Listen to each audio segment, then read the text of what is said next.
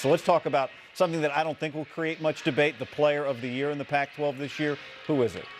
It's Mathurin. You know, to me, and Ernie, you and I used to talk about this all the time when we did our show about team success affecting individual awards, and Arizona has been dominant. So why shouldn't they dominate all the postseason awards? Mathurin has been big in big games. He's not the leading scorer in the league, but when Arizona has needed him, it seems like he has come up big in all the marquee games where stars are supposed to show up. And so for that reason, being on the best team, showing up in big games, I don't even think it's close that Mathurin's a player of the year. Best energy guy in the conference by far. Yeah. That's saying something when it's also the best player. All right, next up on awards. Is there any debate on Coach of the Year? No. Not even close. No.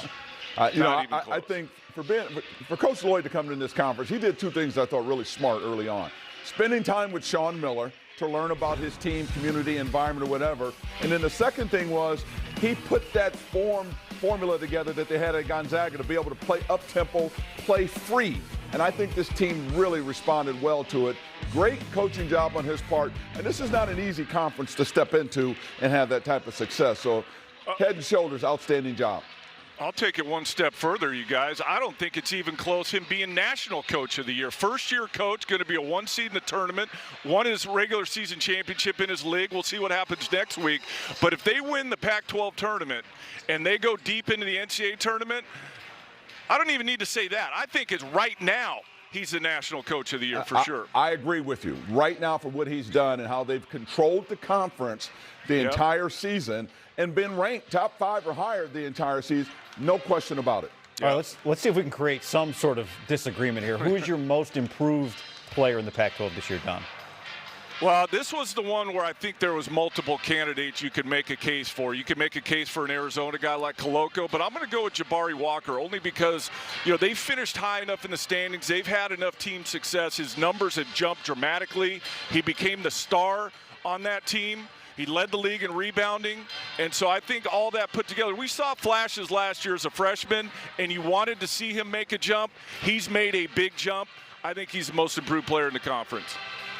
I agree but disagree. I go with Tabellis at Arizona, and I'll tell you why. Because size, length, skill, every team in the country that's one of the top teams all have that glue guy. He's that guy. Does a little bit of everything. Scores inside, outside. Tremendous passer. Tough guy when you need him to be. Tough rebounder. I felt like he was the guy on one of the best teams in the country that's allowed them to stay so consistent this year.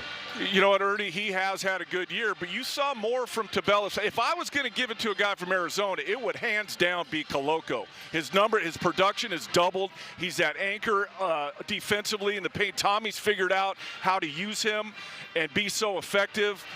To me, yeah. And this is what we're talking about. This is what I said right off the top. You could give Arizona everything, just how dominant they've been, how much they've improved, not only as a team, but individually. Someone has to stand up for Terrell Brown Jr. here. I mean, he was 5th on the team at Arizona in scoring last year. He leads the league this year at Washington. Just think how good Arizona would be with him still there. I'm going to tell you something, Don.